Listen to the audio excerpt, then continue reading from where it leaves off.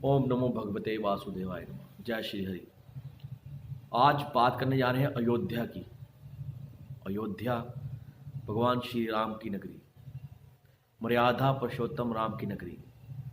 लेकिन एक बात बहुत ज़्यादा इंपॉर्टेंस रखती है कि जिस अयोध्या को कोई नहीं हरा सका, जिसका नाम ही अयोध्या है कि कोई राजा उसको हरा नहीं सकता, ऐसा कोई योद्धा नहीं जो उसको हरा सके, उसका नाम अयोध्या। वो अयोध्या सिर्फ 1 मिनट की बात से हार गई। 1 मिनट की कानों में पड़ी हुई बात से हार गई। और वो 1 मिनट की बात थी मंथरा की। वो 1 मिनट की बात थी मंथरा की, जिसने कैकेयी के कान में बोला कि यदि तुम अपने पुत्र को राजा बनाना चाहती हो तो राम को वनवास दे दो।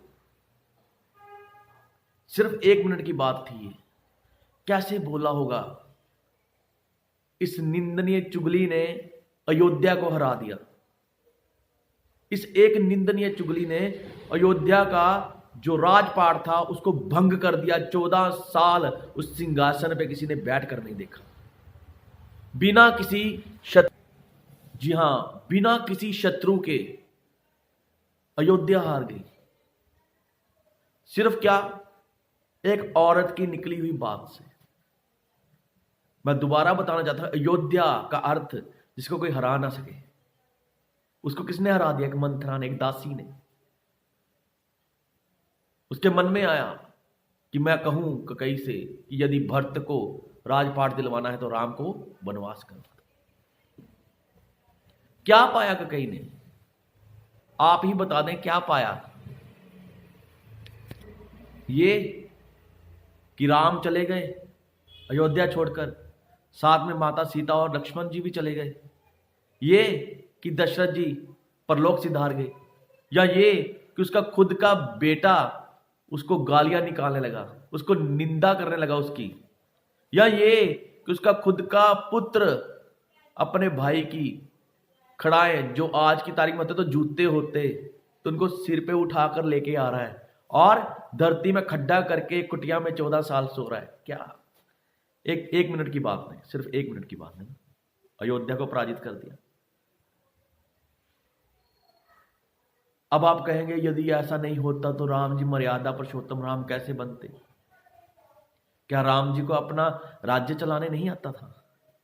क्या वो राजपाट संभालते हुए रावण को नहीं मार सकते थे? विधि का विधान मानता हूं, लेकिन विधि के विधान में एक चीज का आप एक निंदनीय चीज तो समझ ही सकते हो कि 1 मिनट की बात ने पति परलोक सिधार दिया, बेटे को राजपाट से भगा दिया, एक बेटे को जमीन पर सोने पर विवश कर दिया, और 14 साल उस राज्य में कोई सिंहासन पर बैठा नहीं। और आप इसी बात को देखिए, जब कोई स्त्री अपने पे आती है, उसका खुद का पुत्र यदि कोई गलती करता है ना, तो वो कहती है संगत ऐसी है।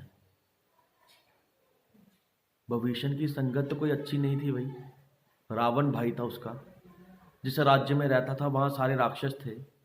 फिर वो राम जी को तो नहीं भूला। और एक तरफ मंथरा थी अयोध्या में, जिसके राजा दशरथ थे, मर्यादा पुरुषोत्तम राम जहां के राजा बने। रघुकुल रीत सदा चली आई, प्राण जाए पर वचन ना आ जाए। अब वहां पे मंथरा थी, संगत की जरूरत नहीं होती भाई। ये मत बोलो किसी को भी हाँ मेरा बेटा किसी संगत में था, मेरी बेटी किसी संगत में थी। संगत मायने नहीं रखती। मायने रखता है खुद का विश्वास, खुद पे एक विश्वास होना चाहिए कि मैं क्या कर सकता हूं, क्या नहीं कर सकता हूं, क्या कर रहा हूं, क्या नहीं कर रहा हूं।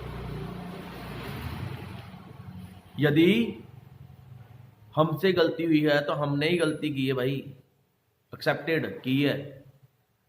हमारे बेटे ने की है तो की है। ऐसा थोड़ी है कि वहां पे आप बोल दोगे हाँ भाई संगत में था, संगत में था।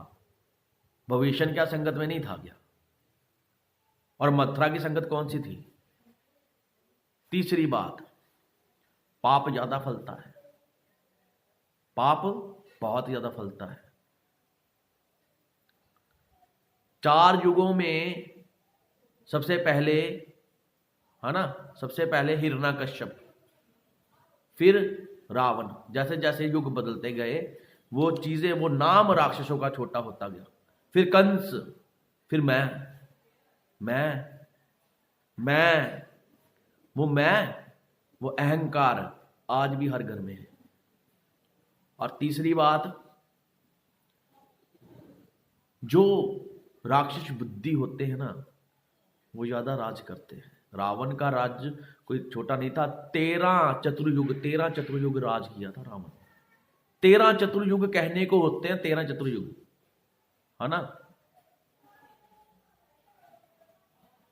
सतयुग, त्रेता, द्वापर, कलयुग, 4 युग, 13 बार, 4 युग, इतना राज किया था रावण।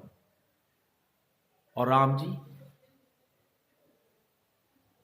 जब राज करने की बारी आई तो वनवास दे दिया गया, और वनवास में रावण मार दिया।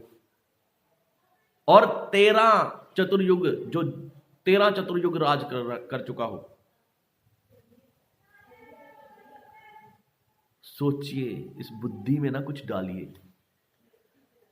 बुद्धि कहती है वो 1 मिनट भी बहुत भारी है जिससे घर बर्बाद हो जाए। ना सुनिए, ना बोलिए, ना देखिए, अपने मस्त हो जाइए और ईश्वर की शरण में आइए। और वो ईश्वर की शरण ऐसी होनी चाहिए जहां आनंद ही आनंद हो। भजन करिए, कीर्तन करिए, माला करिए, सिमरन करिए और आनंदित रहिए।